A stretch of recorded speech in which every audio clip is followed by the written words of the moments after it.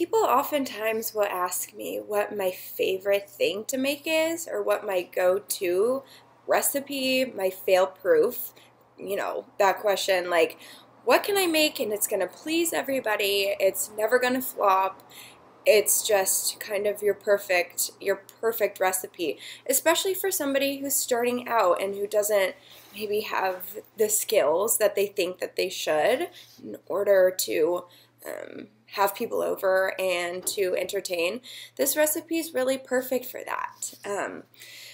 It's chicken. I eat a lot of chicken, and this recipe has actually been on Saucy Jossie for about since the beginning of Saucy Jossie, but because I love it so much and because it's totally my favorite, hey,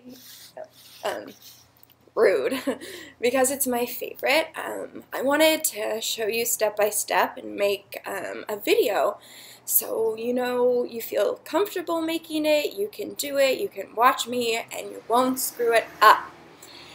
So here is my, God, Tucker, here is my lemon chicken recipe, and just a side note, it's really good hot, it's also really good cold, so it's good for picnics, it's good for sit-down dinners, it's really versatile, so check it out.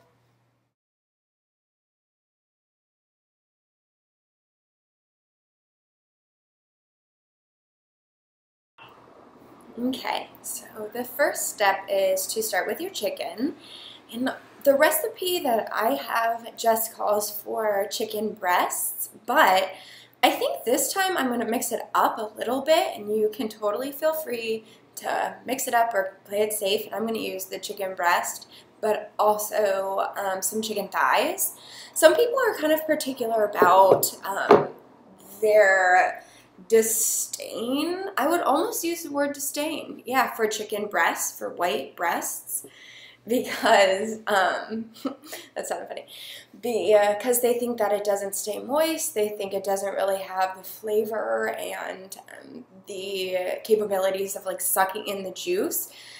So you can use whatever you want. I'm going to use the breast and the dark meat, which is the chicken thigh. So you want to cut it up into little pieces, almost like 1 inch, inch pieces. So here's the breast, just cut it into little squares. And then same with the thigh.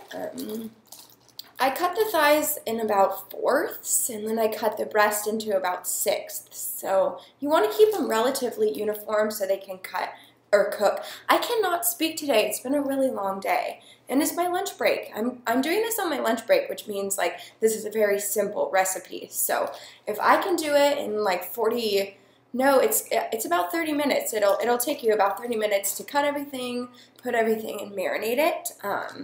Because what you do is you do the prep beforehand. So you want it to marinate overnight. So the easy part is done.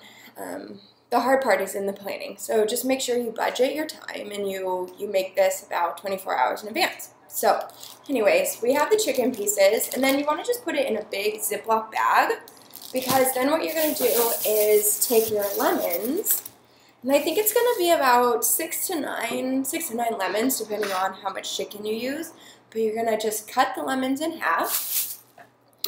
Knife.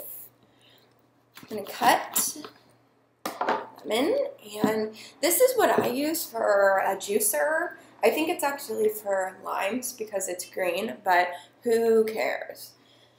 So I put it in here, and then you just smush it down. If you don't have one of these, you can just, what I find helpful is when you take the lemon and then you put a fork in it and then grate it like back and forth, it juices it pretty nicely. So all you're going to do is juice your lemons into your Ziploc bag and then seal it up and put it in a bowl and put it in the refrigerator overnight. So it is sitting in this lemon juice overnight and making it super flavorful, and it's going to be super zesty. So that's the first step. Bye.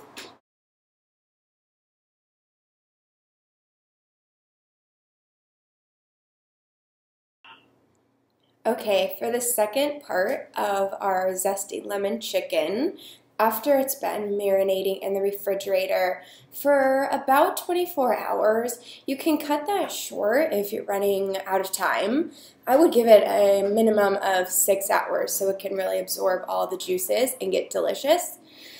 So here's our chicken that's been marinating, and what I also love about this recipe is that you hardly have any dishes.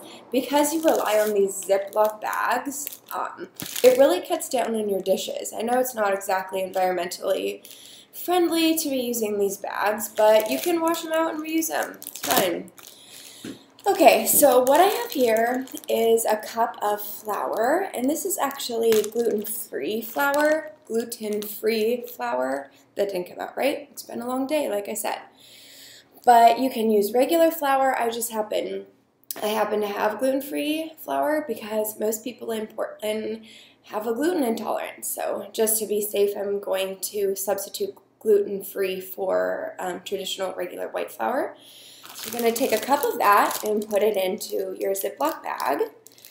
You're going to take paprika, and this can vary depending on if you want a little more spice or if you want more color. It does add a little bit of flavor, but it is good for color. So paprika, about 2 teaspoons of paprika. So I'm just going to eyeball that in with our flour. The next thing, I'm really excited for you to see this, is salt.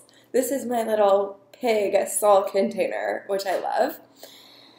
So you scoop out the salt and add that, oopsies, into your mixture. I'm going to use about 1.5 teaspoons. But again, if you like things saltier, use more salt. If you like less salt, if you're sensitive to sodium, use less. And last but not least, we have pepper. I really like the fresh peppercorns that you actually have to grind, excuse me, because I think it's fresh and it has more of a bite to it and more taste. So pretty much most recipes just say salt and pepper to taste. So that means if you like things salty, add more. If you don't add that much, but never go too overboard. It's like a workout. Okay, that looks pretty good. And you want to give it a toss so it gets all mixed together. Then what we're going to do is we're going to take the chicken out of its juice. And you do want to reserve some of this marinade because we're going to use it a little bit later. And it is going to get cooked through, so don't worry about contamination. It's all right. That looks funny. Okay. So you're going to take the chicken, Sorry. You're going to take the chicken out and dry it off, and then you're going to drop a couple pieces at a time into our Ziploc bag, and then get it all nice and I guess floured up, coated, yeah. So this is what it's going to look like. Just a couple pieces, like I said, at a time. You don't want it to get overly crowded or else the flour won't adhere to the chicken pieces. I'm going to go like this. You're going to take each piece and make sure it doesn't like get overwhelmed with the flour, so you want to shake it off. You want to like throw it up and down until the excess flour comes off. And then you're going to set it aside, and then we'll move to the next step.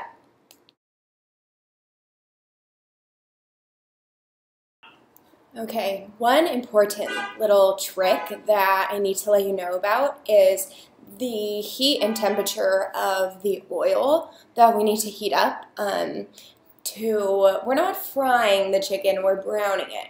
We're just quickly going to put it in a hot pan with some oil and let it get that nice coated brown crunchy outside. We're not actually going to be cooking the chicken completely through right now. We're going to bake it after, but so the temperature of the heat, it's kind of difficult because you do not want it too hot. If you put the chicken in and it's too hot, it's going to burn. It's just going to get nasty and messy. So the trick is to put it at about medium heat. And when you start seeing the oil kind of ripple, like as if you were in a pond and you had like a little pebble and you threw it in and then watched the ripple up the water. That's what you want it to do. You don't want it bubbling. You just want like a little pattern in the oil. So, and I find that that's usually like medium heat. So that is your tip, your secret. Okay, now while you wait for your chicken to brown up, as my grandma says, it's not frying, it's browning. So we're waiting for it to brown. You're going to want to get something that looks like this, which is a grater. So if you have something like this for cheese, that'll work, but this is specifically for grating zest. So you want to zest exactly that. You want to zest your lemons. You can use the lemons that we previously used for the juice, or you can grab some other lemons. And you're going to zest about 2 tablespoons. And really, you don't want to skimp on this. This is really what gives it that like zesty, bold lemon flavor. So you don't want to leave this out. So 2 tablespoons of lemon zest, and I will tell you what's next.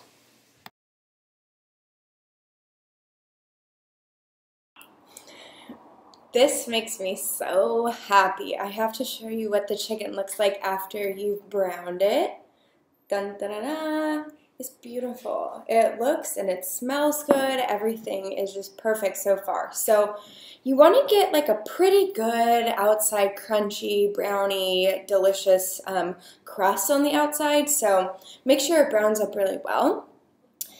And what next? Okay, now with the lemon zest that we just zested, we're going to take it. It's super delicious smelling. It's really aromatic. It just is like such a pop of color. So what you're going to do is take 2 tablespoons and just sprinkle it over the chicken. And by the way, my chicken is on a brimmed cookie sheet, so you definitely want it to have sides so the juice doesn't explode everywhere. Okay. So once I sprinkle my chicken with my lemon zest, then I'm going to take about 1/3 cup of brown sugar. And I know that might seem like a lot of brown sugar, but it's really a perfect quantity, so don't skip on the brown sugar. So I have 1/3 cup of packed brown sugar. And again, just sprinkle it on top of the chicken, evenly distributed, of course. And it smells really good. It's just a really perfect balance with the citrus with the lemon and then the sweetness of the brown sugar. It's like such a perfect balance, just like me or something. Okay, then after you sprinkled all the brown sugar, you want to combine the leftover marinade that we had saved, about 2 tablespoons of that marinade. You're going to combine that with, I think it's 1/4 cup of chicken broth. So go ahead and get that all stirred up. Then, which I've already done. So you're going to take that mixture and you're going to pour it all over the chicken. And again, make sure it gets on every piece, because I always feel sad for that person who gets the piece that never got sauced. So make sure it is everywhere. Okay. Then I usually, just to make sure that it's got that big lemon pop flavor, I want to take 1 more lemon and juice it on top, just for safe measures. God, I'm gonna hit the gym more. It's so hard. Okay. And last but not least, this is like the you eat with your eyes first kind of part, if you've ever heard that expression. You want to make little discs with the lemons and place them sporadically throughout your lemon dish.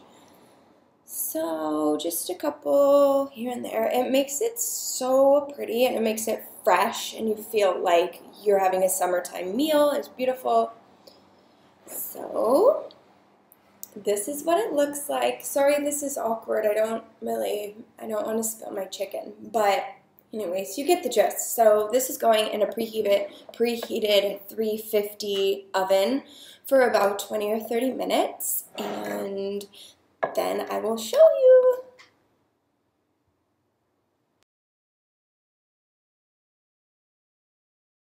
It's beautiful. It's so good. It's my heart's desire. Zesty lemon chicken.